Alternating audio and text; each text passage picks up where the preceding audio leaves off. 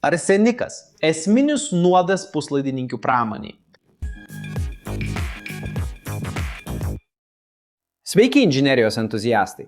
Ar kada nors susimąstėte, kad vienas iš labiausiai pagarsėjusių nuodų istorijoje gali būti tuo pačiu metu pagrindinis technologijos, kurią naudojame kasdien, ramstis? Arsenikas – pavadinimas siejamas su paslaptimi ir pavojumi, slepia žavų dvilypumą.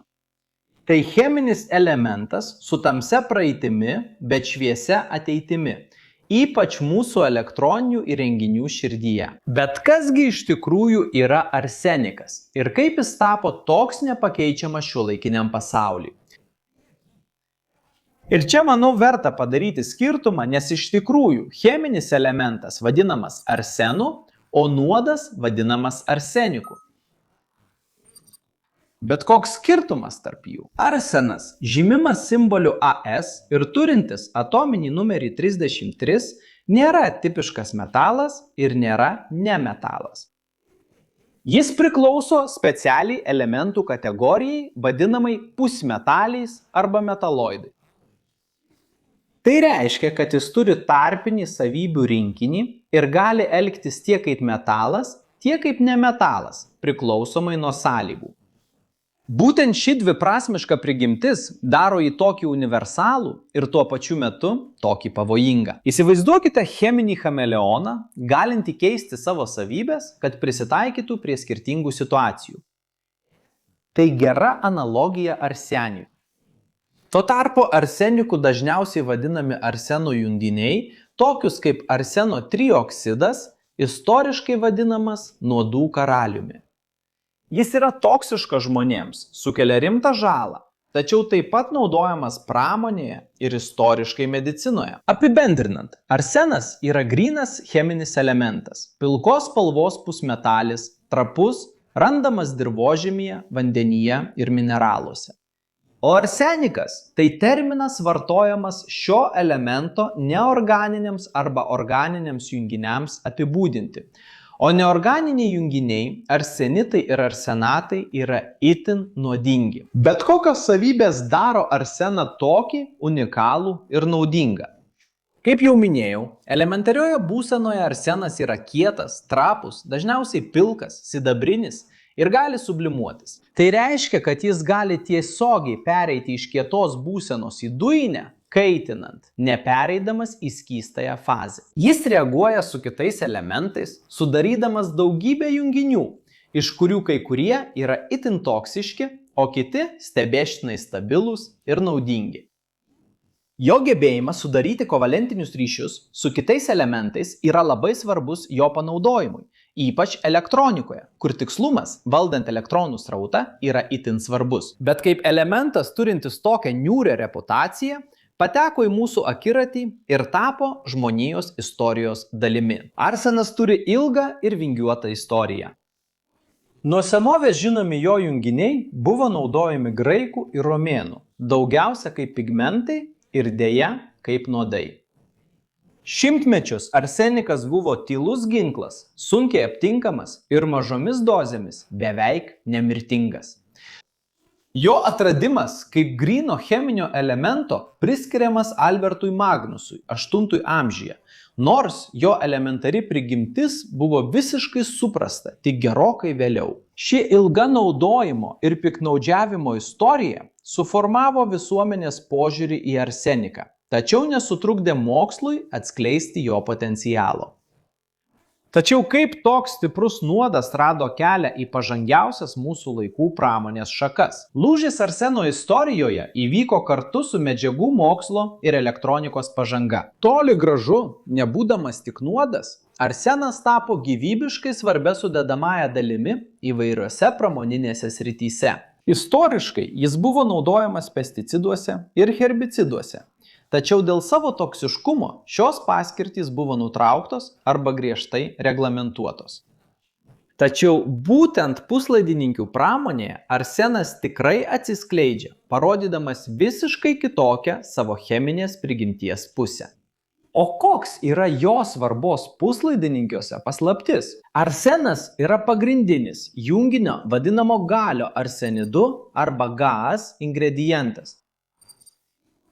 Nors silicis dominuoja didžiojoje puslaidininkių pramonės dalyje, GAZ tam tikrose srityse turi pranašumų.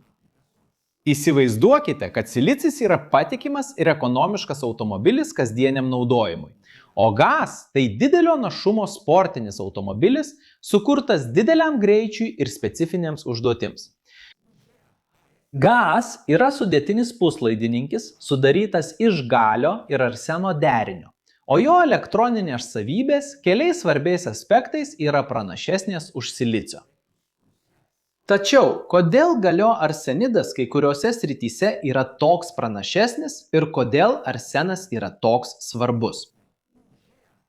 GAZ leidžia elektronams judėti daug greičiau nei silicija, todėl jis idealiai tinka prietaisams veikiantiems dideliais dažniais, pavyzdžiui, belaidžio ryšio sistemose, radaruose ir palydovuose. Be to, skirtingai nei silicis, GAZ yra tiesioginio tarpo puslaidininkis, o tai reiškia, kad jis gali efektyviai skleisti šviesą. Ši savybė yra labai svarbi gaminant lazerius, šviesos diodus, LED ir aukšto efektyvumo saulės elementus. Pagalvokite, kaip 5G interneto greitis ar šviesolaidinių skambučių aiškumas priklauso nuo komponentų, kurie apdoroja signalus neįtikėtinu greičiu. Dažnai už tokio aukšto našumo slypi GAZ.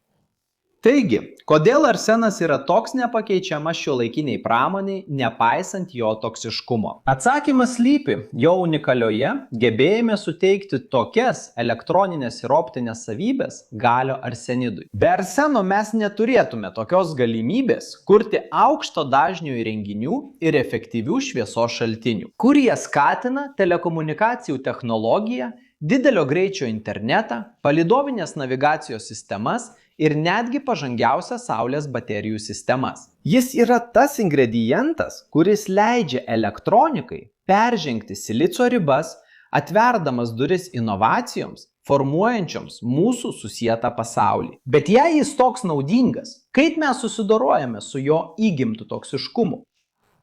Arseno toksiškumas yra rimtas rūpestis, ypač jo neorganinėmis formomis, žinomomis kaip arsenikas, kurios yra pavojingiausios žmogaus sveikatai.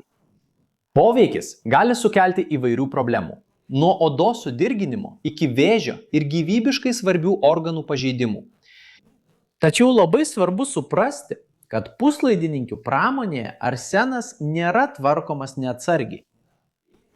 Jis įtraukiamas į stabilias junginius, tokius kaip GAZ, ir apdorojamas itin kontroliuojamoje aplinkoje, naudojant apsaugos priemonės ir griežtus saugos protokolus. Tai panašu į darbą su aukštos įtampos elektra. Tai pavojinga, jei nesilaikoma taisyklių, bet visiškai saugu, jei imamasi tinkama atsargumo priemonių. Įmonės, kurios naudoja arseną puslaidininkių gamyboje, daug investuoja į vėdinimo sistemas, procesų izoliavimą, nuolatinį oro stebėjimą ir saugų atliekų šalinimą. Tikslas – sumažinti bet kokią poveikio riziką darbuotojams ir aplinkai. Jis yra aiškus pavyzdys, kaip inžinerija ir chemija dirba kartu, kad suvaldytų pavojingą elementą ir paverstų jį vertingu ištekliumi. Visada pirmiausia rūpindamiesi saugumu. Gamta kupina dvilypumų.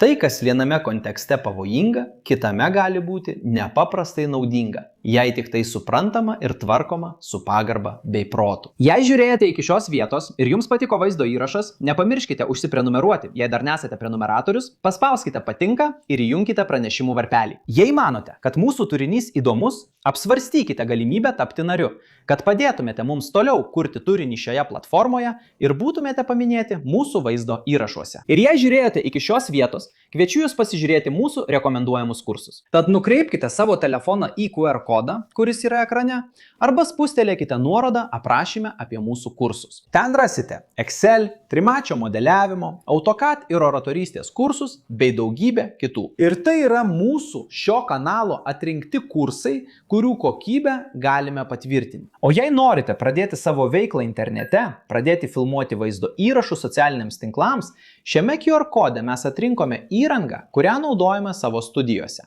O ar žinojote apie šias arseno savybes? ir kad kitos pavojingos medžiagos taip pat gali laukti, kol bus perduotos. Jei susidomėjote sužinoti daugiau apie kursus, pakomentuokite komentaruose, nes noriu sužinoti. Nepamirškite paspausti patinka, nes tai parodysite, kad jums reikia žiūrėti ir plėsti savo žinias. Taip pat užsiprenumeruokite kanalą ir įjunkite pranešimus. Jei norite prisidėti prie mūsų, paspauskite patinka, užsiprenumeruokite kanalą, įjunkite varpelį ir apsvarstykite galimybę tapti kanalo nariu. Tai tiek inžinerijos mėgėjai, didelis apkabinimas ir pasimatysime kitame vaizdo įraše.